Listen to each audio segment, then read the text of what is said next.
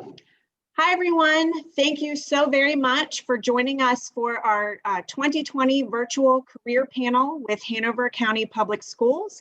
My name is Shannon Edwards, and I am the career counselor with both Atlee and Patrick Henry High Schools. I'll let Ms. Corbin introduce herself as well.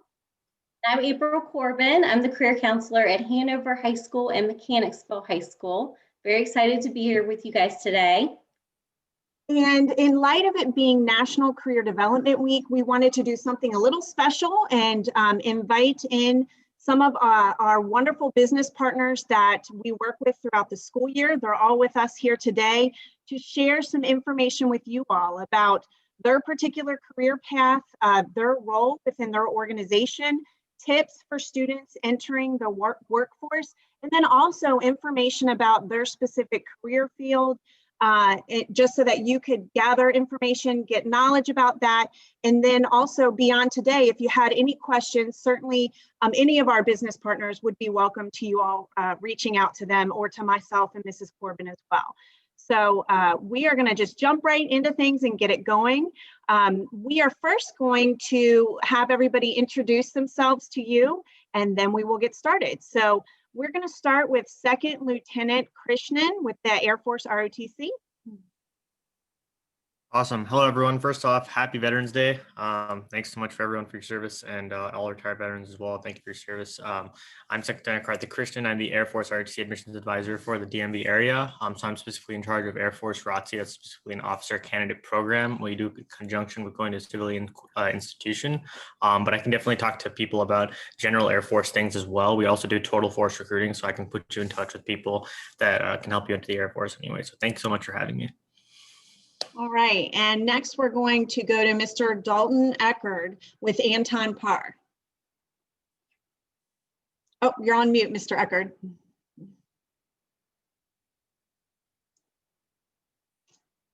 Still not getting your sound for some reason. All right, while we're waiting for Mr. Eckerd, we'll actually go straight to you, Mr. Lyons. Oh, there you go. Okay, here we go.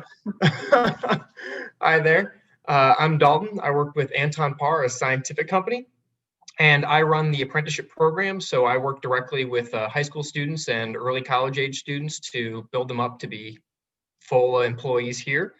And I personally started as an application scientist here and grew through the company. And actually, the application scientist role is one of the things we're looking for apprentices. So giving a lot of opportunity for growth. Thank you. Mr. Lyons with Virginia State University. Good morning, everyone. Again, my name is Joseph Lyons. I'm the Senior Director of the Career Services Office at Virginia State University. And so we assist students who come to college in materializing, they've selected a major and materializing that into their career goal. I've been doing this for 24 years. So I started off with working at a college, Virginia Commonwealth University, and I served as an academic advisor. And then I just, as in a career, it kind of progresses and it grows. So I taught courses there. In talking with students about their coursework, I also talked with them about their career goals. And then I made a transition into the Career Center. And here you go, here you are. I'm here in the Career Center now. Thank you. Mr. Jonathan Corbin with the Hanover Insurance Agency. Hi, yes. Good morning, everybody. I'm Jonathan Corbin with Hanover Insurance Agency. We're a local independent insurance agency out of Mechanicsville. I focus on a commercial book of business. And yeah, so I've actually was a golf professional before I got into insurance. And like Mr. Lyons said, here I am. So. Thank you so much. We have Staff Sgt Young with the Virginia Army National Guard. Good morning, everyone. Thank you for the opportunity to take a few minutes of your time today. I'm with the Virginia Army National Guard. I'm a recruiting and retention NCO. What that means to you is I'm basically a recruiter. My job is to educate young people on the options and opportunities that are available to them, both while they're still students and once they graduate high school, and help you make the choice and transition between being a student and then entering either the workforce, the military, or continuing on your education post-secondary schools.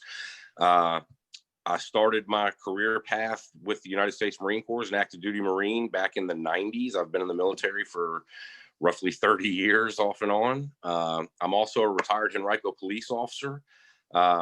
In the Marine Corps, I was a police officer before entering the civilian police force. And then with the military, I've also been a combat engineer and a helicopter crew chief. I've got a diverse amount of experience with the military. And again, I can answer any questions that you have in the future. If you want to reach out and contact me or my office partner, and your counselors have that contact information. But I look forward to speaking with you here shortly, just a little bit, and telling you what we can offer for you, and hopefully providing you some direction, whether it be with the military or in the civilian world. Thank you. We have Mr. Mark Edwards with Odell Associates. Yeah, hi, my name is Mark Edwards. I'm with Odell Associate Architects. My project role here is project architect, and we do various different types of projects, all the way from schematics through construction. My unique career pathway, I guess you could say, is I've been through Virginia Tech's College of Architecture program, got in undecided to Virginia Tech, but went through their summer school program and graduated and got accepted into their undergraduate program. Thank you. We have Robin Diacon with the St. Mary's School of Medical Imaging. Hi, I'm Robin. I am here with Secours, St. Mary's Hospital School of Medical Imaging. My role is I'm operations coordinator. I have been here a little over 2 months, so I'm pretty new in this role. I'm here to try to get, recruit students here to our school. I've been with Secours for 21 years and another role in employee wellness. So I'm excited to be here and look forward to talking to you in a few minutes. Thank you. We have Mr. Patrick Mossman with Mathnasium. Everyone, yes, my name is Patrick Mossman. I work with Mathnasium. I am the Center Director for the Mathnasium of Mechanicsville.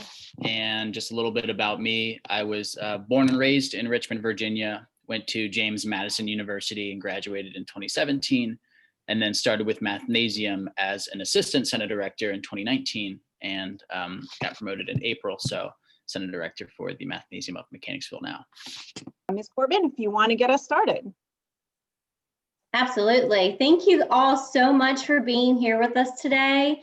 We really appreciate your time and taking the time to be with us and our students and sharing all of your expertise with us. We really appreciate that. We're going to go ahead and get started with Mr. Joseph Lyons here with us from Virginia State University Career Services, and he's going to share a little bit with us about important skills that students need to know as they're going into the workforce, and also some tips for students as they are applying for their first jobs, doing those resumes and interviews. Thank you, Mr. Lyons. Thank you. And all these questions are so exciting. I have 5 to 7 minutes, so I'm going to try to give you the short version, but certainly would entertain any additional information that you'd like. The first question, what are the most important skills that students need to develop before entering the workforce? So at our institution, we belong to this big organization called NACE. It's the National Association for Colleges and Employers. So all of the colleges and all the employers in the nation got together to agree on the skills that our students need to have when they work in an internship or full-time environment. And so it's really interesting because these skills for us we're training our students in, but also even you right now are training and receiving training in these skills in the classroom. The top skill that employers are looking for is oral and written communication, the ability to speak and to provide clear, concise dialogue, professional work ethic. And I know work ethic might be a big word, but really you're being and doing the best that you can in your job, being on time, making sure that you show initiative, not that you just do the job, but then you give ideas to how you can make the job better. Another one of the top skills employers are looking for are problem solving, how you solve problems. And again, these are all skills that you're learning right now in the classroom environment. Working on a team. Some of you are in groups or have been assigned to teams. So how you effectively work with other people is important. And of course, leadership, how you take the lead or take charge in an organization or project. So these are all the skills right now that students should be working on and developing before they enter the workforce, so that by the time they get there, they'll certainly be very strong and successful in their career. What information can a student include on a resume for a first job if they have no job experience? So this is really dear to my heart because I have a son who I assisted him with his resume when he was applying to college. Because of course there's a college application, but what the resume will do is it really will sell and market you and your skills and experiences. And there are things that he and you can put on your resume now, even if you haven't had that first job. Certainly your education. We know there's some of you out there who have strong grade point averages, and that's something that employers really value, that 3.0 and above grade point average.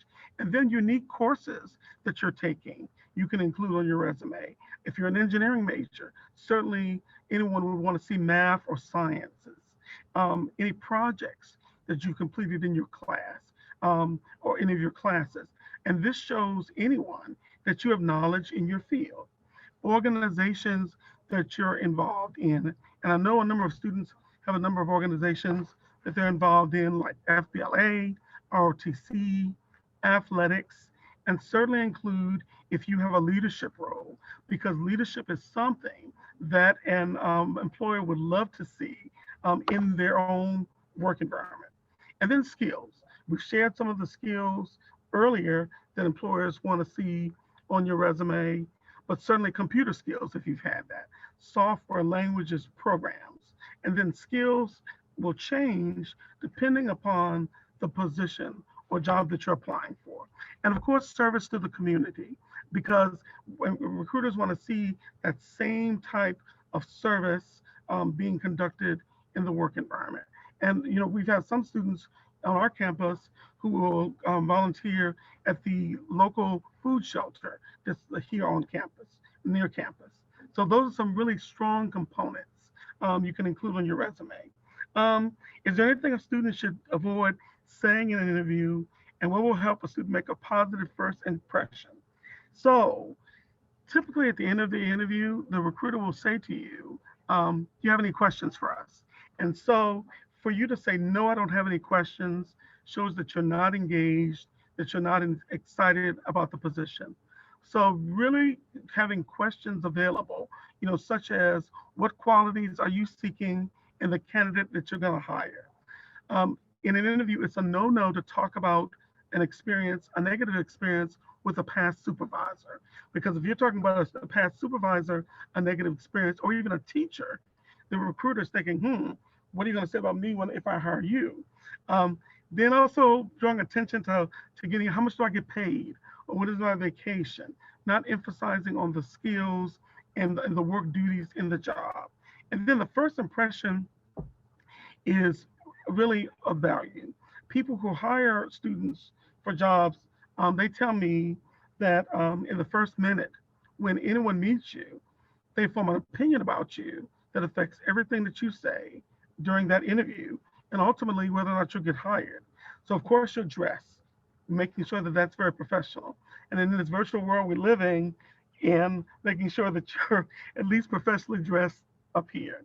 That initial greeting, extending a thank you for having me for the interview, sharing your name, a little bit about yourself, your skills, and your experiences. And then asking a person who's interviewing you questions about the company and the position. And then entertaining how you will follow up with them for future meetings or when you might hear about being offered the position. And then developing a closing. I enjoyed meeting with you. I really want to share with you that after meeting today, I look forward to having the position. So again, that initial 1-minute introduction of yourself sets the tone for the best impression. Thank you. That is such good information, Mr. Lyons. Thank you so much for that. Thank you. And next we have Ms. Robin Diacon from St. Mary's Hospital School of Medical Imaging. So she's going to be sharing with us a little bit about career opportunities within her field and career readiness skills that students will need to be successful in the medical imaging program. So I'll go ahead and turn it over to you, Robin. Okay, so I'm going to tell you a little bit about our radiologic technology program. It's an 18-month program. It is a Monday through Friday, 8 to 4:30. You would be graduating as a radiologic technician, which we call rad tech, which is basic x-ray. After that, we do offer some advanced modalities, some continuing education in the MRI, CT, and mammography as well. Before you can apply, you have to have an associate's degree. It doesn't matter what it's in. It has to be with a 2.5 GPA or higher. If you go on our website, which is www.mysomi.org, if you go to admissions, it'll explain the process about our associate's degree. It also gives you a list of pre-application courses that are required. And that, like I said, that is on our website. And, you know, prior to that, some medical experience is preferred. Let's see, for the career readiness for the students, we just say great customer service skills is a plus, basic computer skills, and good study habits, because there will be a lot of studying. And also for the shadowing sessions that we're offering, right now, if you were to go on our website, we do have shadowing sessions, but they are based right now for the students that are coming on board. But in the summer, we do offer shadowing sessions for upcoming students from high school that may be interested. And so I would suggest in the summer, just start looking at, and spring, look through our website to see what we will offer on that. To, you know, if a high school student is interested and they're thinking this is the path that they want to continue on, they can absolutely come in here and shadow to make sure that's what they really want to do before they start getting all their, you know, pre-application courses in. So again, I would suggest if you're interested, go on our website, read all about it. Like I said, it's www.mysomi.org. And if you have any questions, reach out and we will be glad to take it from there. Thank you. Thank you so much. That's wonderful. Very good to know. Okay, next we have Staff Sgt Young here from the Army National Guard, and he's going to be sharing some information about career opportunities within the Army National Guard and great tips for students that are interested in joining the military, especially the National Guard. All right, again, everybody, Staff Sergeant Young with the Virginia Army National Guard. I apologize, my dogs are a little excited today. So the three questions that I have that I've been asked to address, first of all, what education and training does one need for career opportunities within your organization? The National Guard is fairly simple. The basic minimum requirements are a diploma, a GED, or transcripts from your educational facility showing that you are on path to obtain either your diploma or GED, and a U.S. citizen or legal resident of the United States, and a minimum age of 17 years of age. That leads straight into the next question that was posed for me, which was at what age can students join the U.S. National Guard? Our minimum requirement when it comes to age is kind of twofold. We are the only military branch that will accept a student directly at 17 years of age. With the other branches, you can sign what's called a promissory contract for a delayed entry program. You don't actually become a member of that branch until you graduate and attend basic training. With the National Guard, that's not the case. With the National Guard, you can direct enlist at 17 years of age as a high school junior. Those are the two minimum requirements. And with us, the day that you enlist, you actually become a member of the National Guard. And what that means to you is that you start drilling, you start doing your 1 weekend a month, the month after you enlist, before you even go to basic training. As a high school junior, you're eligible for what's called a split training option program, which means you would finish out your junior year. During the summer between your junior year and your senior year, you would go to basic training, come back, go back to your one weekend a month requirement while you finish your senior year. And then once you graduate your senior year, you would go to what's called AIT, which is actually your job training school. And that school will train you to do the specific function that you'll serve in the United States military or with the National Guard during that 1 weekend a month. Now, while you're doing that 1 weekend a month training as a high school junior or as a high school senior, you're looking at a paycheck of anywhere from $231 up to $301 for that 1 weekend. That kind of beats most part-time jobs that I know of students having. So let's talk about the third question that was posed to me very briefly. The question was posed as, what tips do I have for a student interested in joining the military? Now, you're not going to hear a lot of recruiters tell you this, but I try to be very direct and straightforward with any student who's looking at a possible future in the military, whether it be part-time or full-time. And that information is this: the best advice I can give you is get all of the information that you can. Don't just take my word for it. Don't take the word of one specific recruiter. There are several branches of the military. You've got the Marine Corps, the Navy, the Army, the Air Force, the Coast Guard, and everybody has a little something different to offer. And what works for one person may not work for the next. One of the things that your teacher should have been instilling in you, and that you're going to start to realize as you continue down your pathway to success, is that knowledge is the key to making the best decision you can make. And just because I tell you something doesn't mean that another recruiter may not be able to offer you something different. So talk to all the resources that you can and gather all of the information that you can so that you can make the best decision for you. As a recruiter, my job is to help you discover whether or not the National Guard is best for you and inform you of what we have to offer. Now, the one thing I can tell you, and I would put this out there so that when you do talk to other recruiters, you understand, if you're looking to expand your career past high school, there is no other branch of service that can provide you with the financial assistance that the National Guard can. All of the other branches are federal, and they can offer you federal tuition assistance, which is about $4,500 a year. The National Guard can offer you federal and state tuition assistance. So we actually can pay up to $12,000 a year. So in the long run, if you finish college and you still have college debt or you have to pay for that college, then you've made a mistake, because the Guard can actually pay for it for you, and you can be done with your service contract about the same time you would graduate anyway. Biggest advice I can give: contact recruiters, get all the information you can. You can look up our information at nationalguard.com or goarmy.com.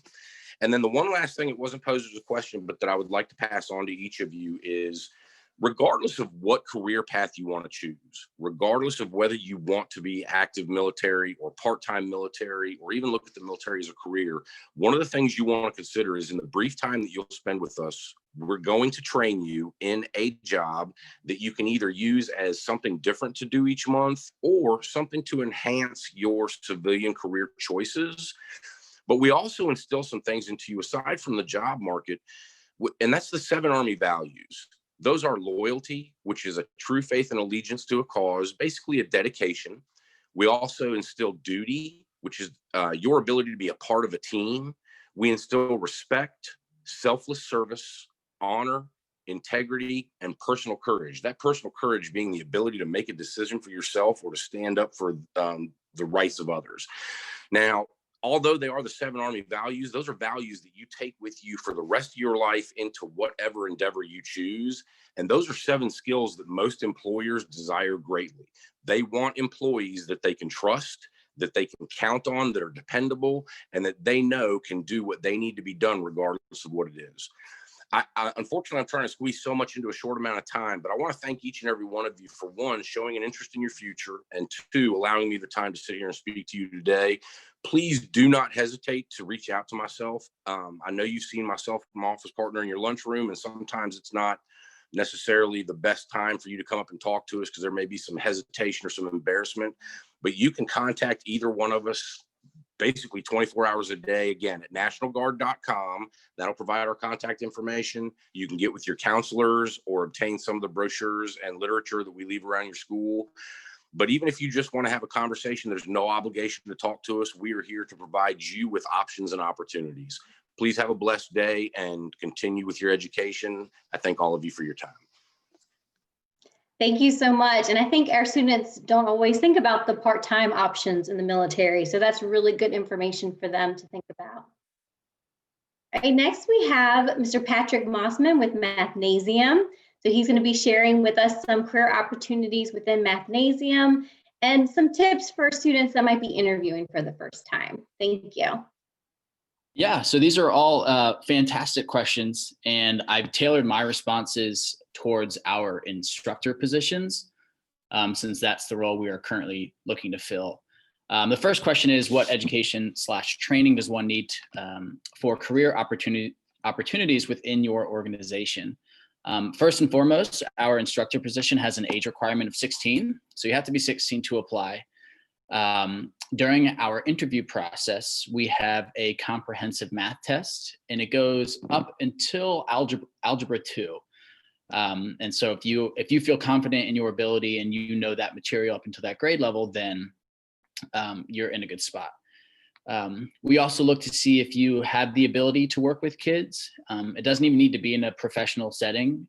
If you've been a counselor before, or you volunteer at your church or your school, or even if you have, 3 younger siblings and you're sort of the designated babysitter for them, if you have the ability to work with kids, that's a big plus.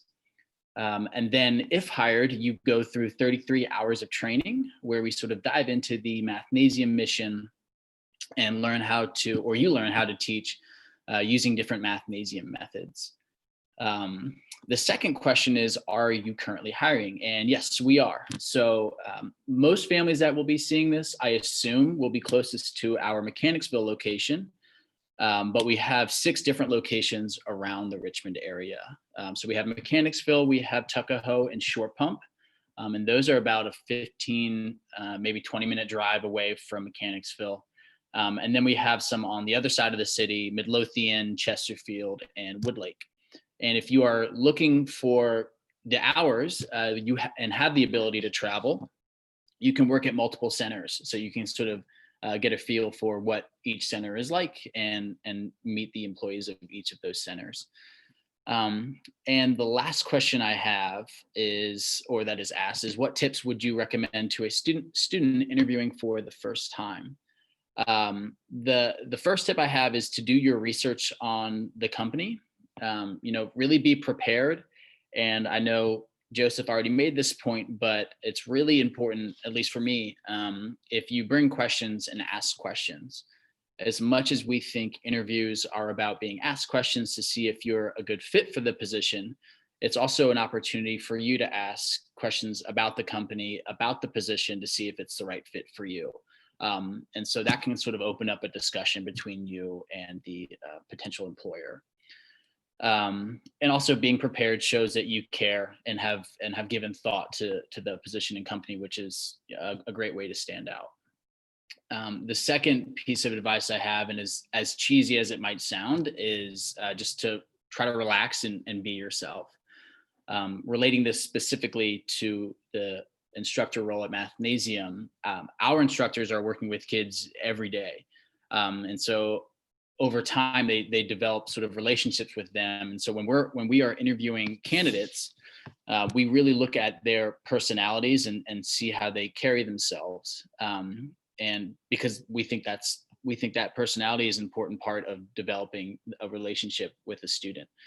So being yourself goes a long way. And so again, I know interviews can be nerve-wracking, but if you can sort of slow down and relax, take a deep breath, and try to show that person who you are, then it'll go a long way. So. Thank you. Great tips for students interviewing, and it sounds like a great job opportunity for our students. Thank you so much for sharing that. Right, next we have Mr. Dalton Eckerd with Anton, Paar, and he's going to be sharing with us about their exciting apprenticeship program and career opportunities within their organization. Hey, thank you. I'm assuming you can hear me this time. So for those of you interested in science, technology, engineering, this is your chance to pay attention. I guess the first question is, what education and training does one need to get involved with Anton Paar? And that's a kind of an interesting question because the education and training we want to specifically give you. Anton Paar is a scientific company that works with very specific and unique scientific instruments. When I say scientific instruments, I mean measuring very complicated things, expensive and complicated scientific electronic tools. And to get involved, there would be one of two options. One is to spend a lot of time in college like I did, and then apply for a job and hope for the best. The other is to join in our apprenticeship program, which is really the opportunity that I want to talk about today. So the education that we're looking for is someone who's spent time learning with us, and the training is given directly by myself and my colleagues. For specifics on education, though, we do like to see students who excel in STEM. So maybe you've taken physics, maybe you've taken calculus. Classes like that do certainly make you shine. And how can students join in on our program? Well, it's a process that's actually kicking off in the very near future. If you're interested in becoming an apprentice with Anton Paar, your first step is coming to our open house, which is starting every day, starting November 30th for 2 weeks. We're capping it at a fairly small number because of COVID, but you'll get a chance to see our facility, learn the specifics about the program, the benefits that it can offer you, as well as learn a bit more about what our employees do. Our employees are a bunch of scientists who work with these tools and learn about materials, learn about things that are done in industry or universities. Others are engineers who work with their hands, making sure these tools are working correctly. There are a bunch of electrical engineers or mechanical engineers who really like working with their hands on these complicated tools. So again, that open house, there's multiple dates starting November 30th. I highly recommend you checking that out if you're interested. And ultimately from there, you get to apply to the program. So our program is the same as most other people that were talking, saying you got to sit there for an interview, you got to learn to talk a little bit. We love having students asking questions because that means you're paying attention. It really means that you're critically thinking about what your possibilities for the future are. And knowing that you're thinking about it means that we should be thinking about you. The last question is, what qualities are Anton Paar looking for in a potential apprentice? And again, that's students that really enjoy or feel like they're doing well in STEM. While we don't have formal qualifications per se, a student that by the time they've graduated high school have finished physics or maybe calculus would be an ideal candidate, but there's no direct lockout saying you haven't done this, you're not qualified. We want to teach you the skills that are appropriate for what you'd be working on. Our apprenticeship is actually a 3-year position, which would lead into a full-time job. And that apprenticeship would begin beginning of your senior year. So we're looking for current juniors going into their senior year. You'd be working part-time your senior year and then part-time while we actually pay for your associate's degree. So as I said, we're giving you the education, we're giving you the training, we're paying for you to get formal education, and then we're going to give our own time to make sure that you really know what's going on here day to day. So if anyone has any questions regarding this program, I know your counselors have my information. More than happy to give you a bit more, and I hope to see some of you at the open house. Thank you. What an exciting program for our students to be a part of. So we really appreciate you taking the time to share that with us. And next we have from Hanover Insurance Agency, Jonathan Corbin, and he's going to be sharing with us some career opportunities within the insurance industry and what qualities are important to be successful in that field. All right. Well, thank you guys again for having me. I know when I was in high school, I did not know what insurance was at all. So I thought maybe I would, just start off there. First of all, just a quick kind of overview of what I do with insurance. If you're driving a car down the road and you get into an accident, you hit somebody else's vehicle and damage their vehicle and, possibly even injure the person in the vehicle, that's why you have insurance, is for little disasters like that. And you can't afford to pay that. So the insurance company can step in. That's why you pay the insurance company. So just something that I didn't really know when I was in high school. Thought I'd start off there. So the first question here, education and training. Really, it's simple. You just need to have a license. So you can have a property and casualty license or a life and health license. Property and casualty is what we just described with that car insurance, homeowners insurance, business insurance. That's your property and casualty. Life and health, just like it says, life insurance. So if a spouse or a family member were to pass away, they have some life insurance, or health insurance, which we hear about that a lot when you go to the doctor. It's expensive, so you have health insurance for those bills. Growth opportunities. So I work on the agency side. I'm independent agency, and there's growth potential in many different departments in the insurance industry. You can work for an independent agency like I do, or you can work for a big insurance company. Types of jobs there, you'll have, you could be an actuary. They actually determine the rates that people pay for their insurance. You could be in the claims department. A lot of jobs with like administrative jobs that are available. Sales, kind of is what I do. Underwriting. But in each department that I just mentioned, there's a ton of growth in each one of those. So a lot of availability there. One thing I think is kind of interesting, I got my license 11 years ago, and I was actually a golf professional before that. And after a few years, I kind of wanted to go back into becoming a golf pro. I was able to keep my license through that whole entire time, not even in the insurance industry. And I just kept up with some continuing education that you have to do to maintain the license. And then what's nice about, I kind of had something to fall back on if I didn't really want to continue my path in the golf business. I went back to insurance because I had that license. So I think that's a big plus in that. And then qualities to be successful in this field. I think customer service skills is probably the number one most important skill to have. Organizational skills are super important. Communication skills kind of go along with customer service. And then technology skills are a big plus. I mean, everything's becoming very digital, and yeah, so those are some important qualities to have. And if anybody has any questions if you're interested in getting into the insurance industry, feel free to contact me or contact your career counselor, and they'll get you in touch with me, and we can help you out. Thank you so much. Great information about the insurance industry. We appreciate you explaining that to us too. Okay, next we have Mr. Mark Edwards with Odell, and he's going to be sharing with us some career opportunities within the field of architecture and skills that are important in those jobs. Yeah, so just thank you again for having me. Again, like some of the other people were saying, you guys students can reach out to me or Ms. Edwards or anybody that can help them get in touch with me, but just appreciate being here today. The first question is, what education or training does one need for career opportunities within the field of architecture?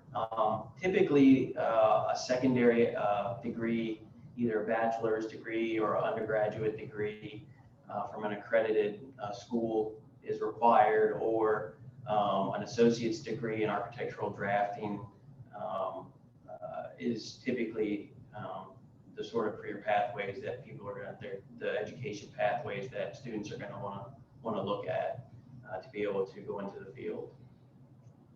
Are there job shadowing opportunities for students? I would say yes, definitely.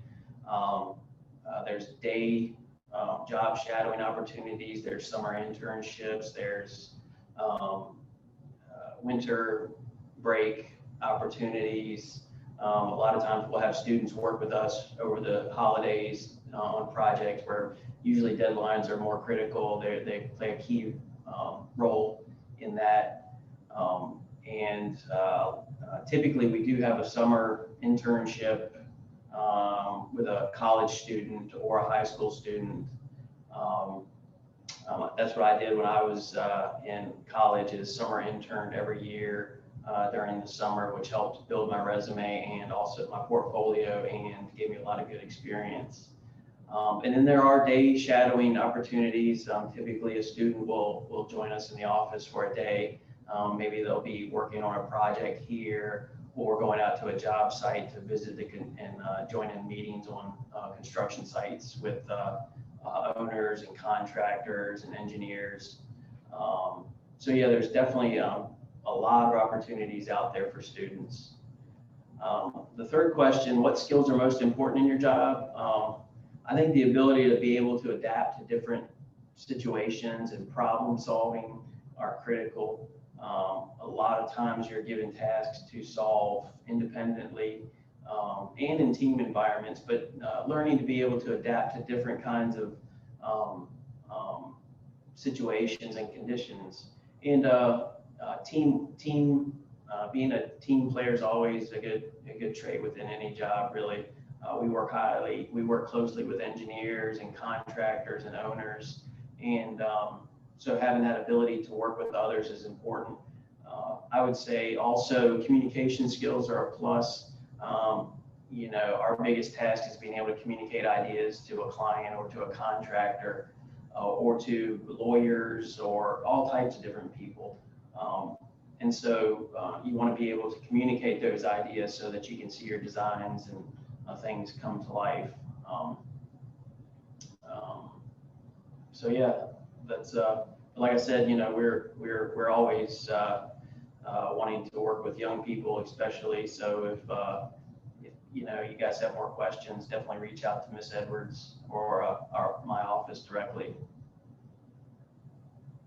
Thank you so much. Yeah, we appreciate your partnership. That's great information. And I love that you brought in the adaptability and teamwork, communication skills. Yes, all very important skills for our students to be learning. And next we have Second Lieutenant Karthik Krishnan from the U.S. Air Force ROTC.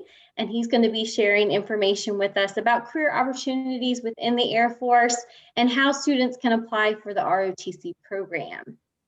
Awesome. Thank you so much for having me. So first question, what education training does one need for career opportunities within the Air Force? Great question. So my specific program, Air Force ROTC, it's a program you do in conjunction with going to a civilian institution. So there are certain civilian institutions that either host ROTC or have a crosstown program with ROTC at a close by school. And you do your civilian education on the side, and then you do civilian education, you do ROTC on the side, about 6 to 10 hours a week, depending on if you're an upperclassman or an underclassman. That training is mostly, you'll take a class, then you'll also do actual military and practice leadership laboratory. And then with that, you'll also do physical training. So kind of similar to the guard presentation in the sense that you are doing something at the same time as college. At the same time, we can definitely offer financial benefits. So that kind of leads into the second question. How do students apply for the ROTC program? So the actual ROTC program joining, there isn't really an application, but it's more applying for scholarships. So in high school, as a senior, you can apply for a high school scholarship, which is the scholarship that'll pay for tuition and living expenses when you're in college. As a senior in high school, while you're applying to colleges, you go to afrotc.com, so afrotc.com/apply, and then you pretty much fill out the application. You'll need to put in your SAT scores, your official transcript, and a physical fitness assessment. The SAT minimums are at 1240. ACT minimum is a 26, and the GPA is 3.0, but the averages are a little higher, about 1367, 31, and 3.7. So a little bit higher. So you're more of a competitive applicant for a high school scholarship if you have those scores. But that's pretty much how you apply. You go to the website and then pretty much fill out all your transcript and SAT scores and everything. And then you'll be alerted pretty much by probably the end of March or the end of February if you got a scholarship. There's 3 types of scholarships you can also get that can help you pay for school. There's a type 1, which covers 100% of tuition. Type 2 covers $18,000 a year for 4 years. And type 7 covers all public schools in-state tuition. If you get up to type 7 and you want to go to an out-of-state school or a private school, you can convert it to a type 2 for 3 years. So an $18,000 a year for 3 years. Now, before I get to the next question, I just want to answer kind of like how you get into the program. Let's say you don't get a high school scholarship, you can still absolutely walk on to Air Force ROTC. So pretty much you would just show up at the same detachment, the same Air Force ROTC detachment at your school that you're planning on going to, and then you walk on, and you'd have to spend at least that first semester being off scholarship, so that's out of pocket. And assuming you make certain requirements, so it's a 2.5 GPA, you have an 1100 SAT, a 22 ACT, you're passing all the other qualifications too, medical, physical fitness assessment, and you have a good commander's ranking, so they nominate you, you can still qualify for a scholarship in college. You don't have to get a scholarship as a high school student, and you can qualify for a scholarship in college until you're a junior. If you're a junior and you don't have a scholarship, you can still graduate and complete ROTC and finish as a second lieutenant, but you'll start receiving stipends only as a junior if you don't already have a scholarship. So that's kind of the scholarship process and how it works in ROTC. Getting into ROTC, you just pretty much walk on. It's more of a matter of meeting the standards and if you're offered a scholarship in high school or in college. So you can absolutely apply for the high school scholarship program as a senior. In fact, one more thing before I go on to the next question is that if you're on scholarship as a freshman, you have no service requirements. So you can leave in the middle of your freshman year or at the end of your freshman year. You don't have to pay any of that money back. So you've essentially gotten a free year of college. This is essentially to incentivize students to trying out ROTC so they know what the military is about, but they also know that they're not committed to anything until they're a sophomore on scholarship. So as a freshman, even if you apply for the scholarship program and even if you get it and literally take it and do ROTC for your first year, you have no commitment to the U.S. Air Force until your sophomore year if you're on scholarship. Last question, is there a high demand for pilots or other careers in aviation? Absolutely. The Air Force is always looking for pilots. So there's 4 flying jobs in the Air Force. There's pilot, there's combat systems officer, which is like a variety of jobs, but I usually make it akin to like a first officer in a plane. Then you have a drone pilot. We call this remote piloted aircraft pilot, RPA pilot, and then an air battle manager. An air battle manager works on a bigger plane, usually for electronic warfare. So those are the 4 rated jobs, and those are all involved in flying in some way, shape, or form. 3 of the 4 jobs, everything except for pilot, has a service commitment of 6 years plus training, so about 7.5 years, and then pilot is 10 years plus training, so about 11.5 years. Every other job out of the Air Force is 4 years. So while there's a big demand for pilots in the Air Force, only about 5% of the entire Air Force, both officers and enlisted, are pilots. So there's a lot of other jobs, even as officers. You don't have to go into the Air Force. You can even go into the Space Force. You can go into the Air and Space Force for both cybersecurity, intelligence, engineering, and acquisitions. And then you can also be doctor, lawyer, logistics officer, maintenance, finance officer in the Air Force. You can be a lot of different jobs in the Air Force. So while we have a lot of space and we definitely welcome pilots, we always need pilots to the Air Force. We definitely have a very diverse set of career fields. Thank you so much. Thank you so much, Second Lieutenant Krishnan. That was really great information, and really appreciate you sharing with us all of the job opportunities that are available through the Air Force ROTC. I think a lot of our students aren't aware of all of that, and so we just really appreciate your partnership in sharing that. Today, right now, that concludes our virtual career panel event. Ms. Corbin and I want to first thank you to all of our business partners that were on the meeting today. It was fantastic, and we could not thank you enough for taking time out of your busy schedules to be here with us and to share all of that information, valuable information, with our students and families. So thank you to you all. As a reminder, we will be sharing this information out through Schoology as well as through our other social media platforms. We will also be posting it to our Hanover Career Counseling YouTube page shortly, so keep an eye out for all of that.